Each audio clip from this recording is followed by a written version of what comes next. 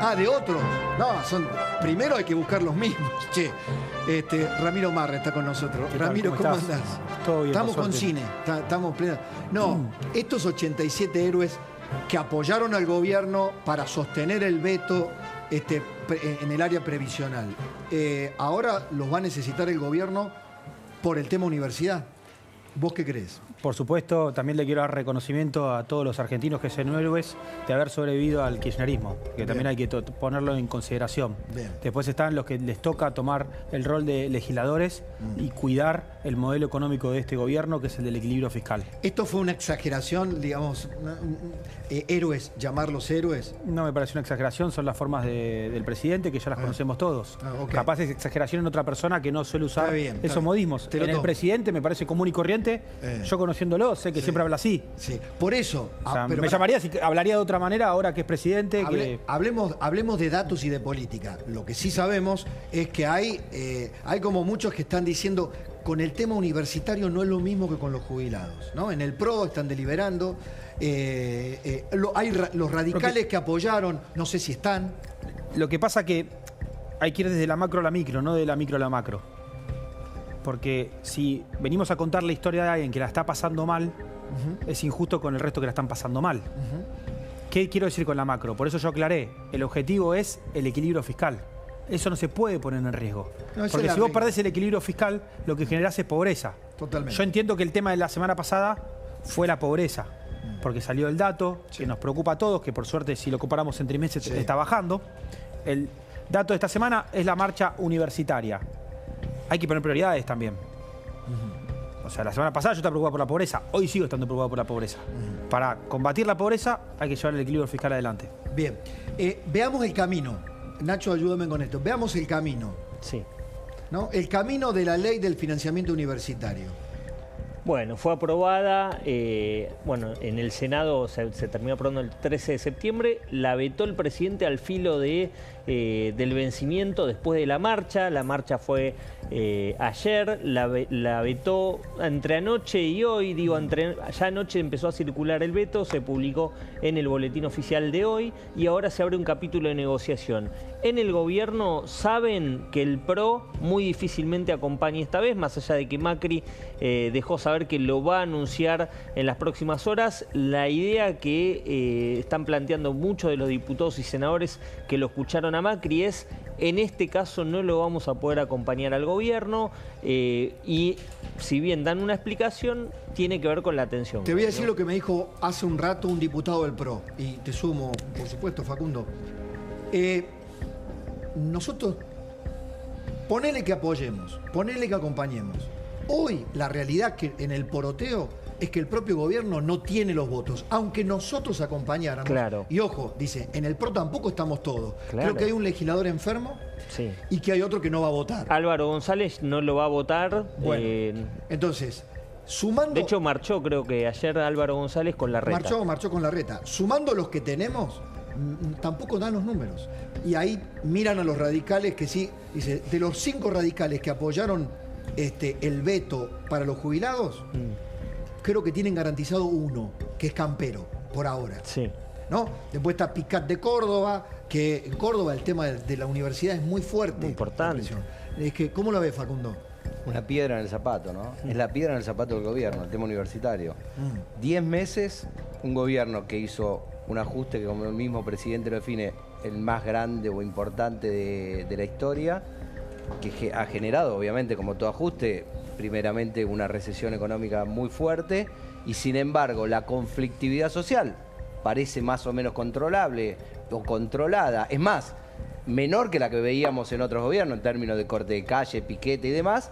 Y, sin embargo, cuando uno tiene que ubicar cuáles son los 2 hitos en términos de protesta social que tuvo este gobierno, es en el mes de abril la marcha universitaria y ahora, esta semana, la segunda marcha universitaria, por varias razones. Primero, porque ha movilizado mucha gente, obviamente, y eso ha impactado visualmente, comunicacionalmente. Segundo, porque reúne a todo el espectro político, a todo el arco político por detrás, pero además de que reúne a todo el arco político por detrás, cuando uno analiza en las mediciones de opinión pública, se da cuenta que la valoración sobre el sistema universitario público penetra la base electoral del propio presidente. Sí. Es decir, ayer veíamos nada más- un sí. trabajo tuyo, perdón. Ayer veíamos un trabajo tuyo. ¿Podés mostrarlo? De ustedes, de Opina Argentina. ¿Cómo evalúa la política de Javier Milei hacia las universidades? 58% negativa, positiva 35%, y el 7% no sabe, no contesta. Ahí está eso que Bueno, decía. Y esa es la evolución. Mirá, Esa es la evolución. De abril a septiembre. qué fuerte. Fíjate, Sí, te, dale. te cierro esta idea. Nada más antipático para un presidente. Insisto, yo acá separo de...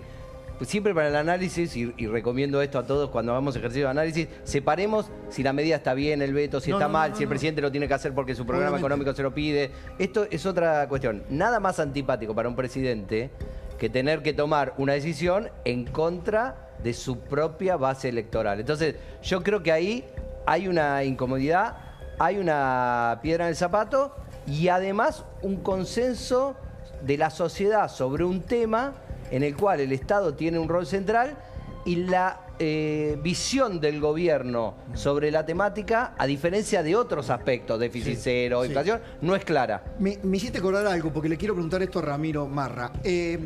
Entre las encuestas y la convicción, el presidente se queda con la convicción. Hoy lo escuché decir la convicción económica de esto, de la regla. El déficit es innegociable. O sea, no hay déficit. No debe haber déficit. Lo escuché al jefe de gabinete decir, si bajan algunos puntos en las encuestas por hacer esto, el gobierno no se va a preocupar. ¿Lo ves así, Ramiro? Sí, porque ya está demostrado. A ver, perdóname, solo para ilustrar y te dejo. Lo que dijo Franco, a ver cómo lo dijo. Lo que el gobierno tiene absolutamente claro que 2, 3, 4, 5, 6, 7 puntos de caída de margen, si ese fuera el caso, que había que analizarlo bien a fondo, al gobierno en función de mantener el compromiso que asumió con el pueblo al votarlo, no le preocupa en lo más mínimo. Puede perder punto de imagen, pero va a mantener el mismo rumbo, el mismo camino, porque está convencido que ese camino. Y después, si se pierden hoy algunos puntos, mañana se van a recuperar cuando se vean los resultados. ¿Es esto, Ramiro Marra? Sí, porque ya hay evidencia empírica de esto. Cuando empezamos con la Libertad Avanza con el presidente, yo vi encuestas que le daban 5, 10 puntos de imagen positiva. Y decía lo mismo. ¿Por qué va a cambiar ahora? Nunca cambió. Porque al fin y al cabo lo que estamos planteando es la política de una manera distinta. Que las ideas estén por arriba de las encuestas. Porque a veces las encuestas tampoco pueden mostrar toda la realidad. Yo recién veía la pregunta de Facundo y por supuesto hay que ver qué es lo que interpreta la gente de la política universitaria. Porque yo he escuchado gente que cree que nosotros estamos en contra de la educación pública. De todas maneras, se analizan encuestas en el gobierno. Se analizan. Que después el presidente tome decisiones siguiendo las encuestas es otra cosa. Lo mismo que te dije recién, no sé qué es analizar una encuesta, verlas la ve porque las ponen los medios de comunicación, venga un programa, la ves, o sea, claramente. Digo, su grupo de asesores están, digamos, qué tema, cómo cayó un discurso del presidente, cómo se tomó una determinada medida, se analiza permanentemente eso, ¿o no? Se pueden analizar, pero no se cambian las convicciones. O sea, Okay. es un análisis que no tiene mucho sentido tampoco. Pues si seguís con tus convicciones, ¿para qué analizar las encuestas? Ahí hay una contradicción si es que se analizan. O sea, ¿por qué tomaba el tema de la educación pública? Porque lo quiero destacar para la gente que capaz respondió que son posibles votantes nuestros o que nos hayan votado, que nosotros lo que estamos en contra es de la mala administración de la educación pública. Porque si un egresado de la educación pública cuesta el doble que uno de la educación privada, hay algo que está mal. Esos son los debates que hay que dar, que a veces los debates no tienen que ser de corto plazo, sino debates mucho más profundos, que a veces los tiempos políticos partidarios y los intereses políticos partidarios no dan a lugar. Dame una noticia que está en este momento en el portal de La Nación. Dale.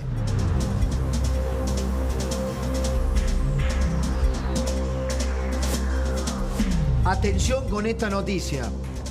El gobierno reglamentará el arancelamiento a extranjeros en universidades y el capítulo de educación relegado de la ley Bases.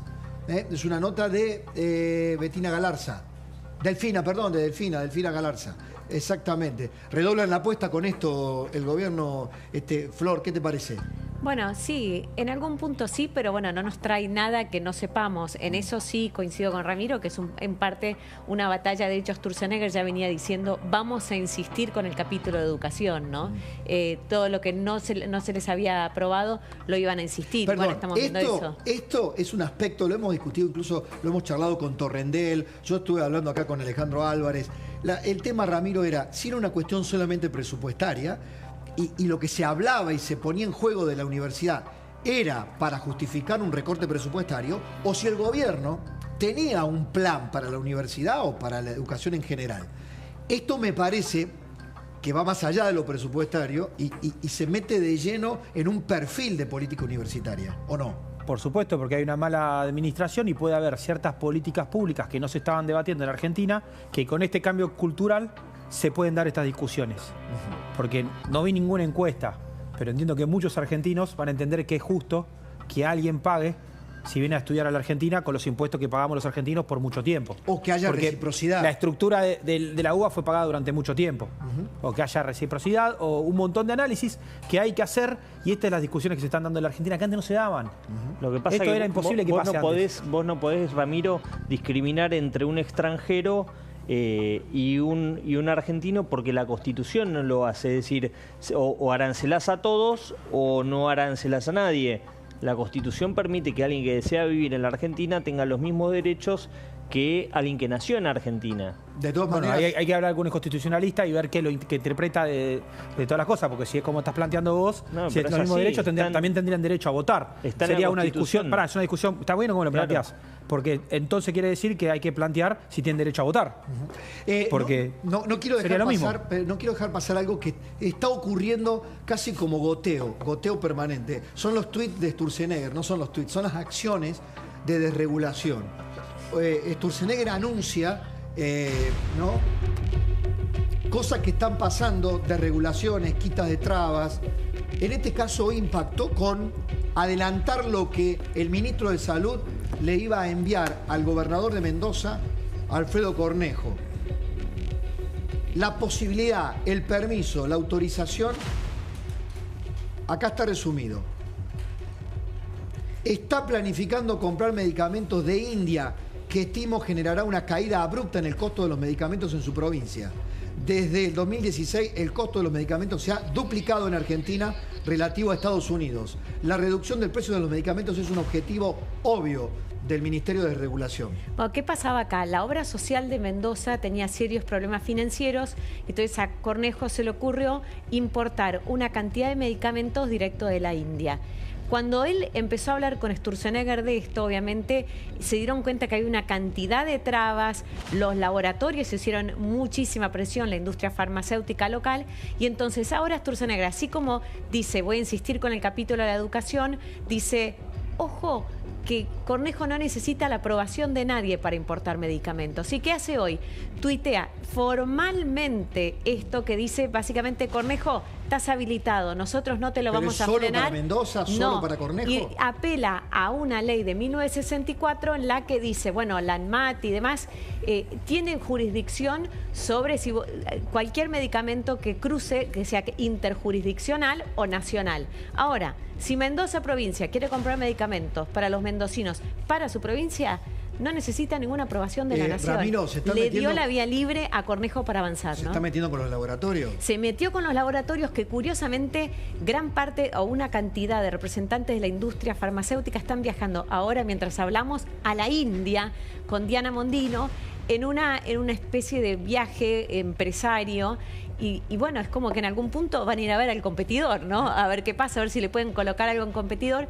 Y también muchos están furiosos, obviamente alertando por debajo, dicen, bueno, si acá hay un deterioro de la calidad, se hará responsable el ministro o el gobernador en tal caso. O sea, esa es la amenaza, ¿no? Esa maquinaria desreguladora no para. Por supuesto, el ministro Sturzenegger nos da noticias buenas todos los días, que es parte del modelo.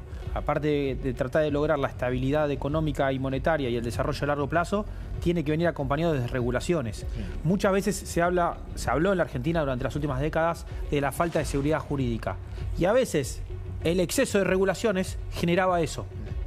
Ahora estamos yendo a un lugar donde haya apertura al mundo, donde creo que con quien sí se metió el ministro de Sturzenegger es con los argentinos, con los mendocinos. Bueno, el precio de los medicamentos, en un momento en donde justamente la batalla por la inflación es decisiva, el costo de los medicamentos ha sido, uno de los ítems complicadísimos. Bueno, y además te adelanto una cosa. Hubo una reunión esta semana entre Mario Lugones, el nuevo ministro de Salud, Sturzenegger, la responsable del ANMAT, para seguir avanzando en nuevas medidas. Te adelanto que se vienen más medidas en materia de medicamentos. Básicamente la idea es tratar de facilitar no solo la importación y decir, bueno, los medicamentos que ya están aprobados, lo hablo muy simple, ¿no? Muy lenguaje, ya están aprobados por la Agencia de Medicamentos de Estados Unidos o de la Unión Europea, no necesitan hacer todos los trámites en la Argentina como si fuera un medicamento que nadie conoce. Algo similar a lo que ya hizo Pablo Lavín en la Secretaría de Comercio con una cantidad de bienes industriales, bueno, trasladarlo a los medicamentos. Y además están trabajando en para facilitar todo lo que son los requerimientos de envasado, envases, de alimentos y demás.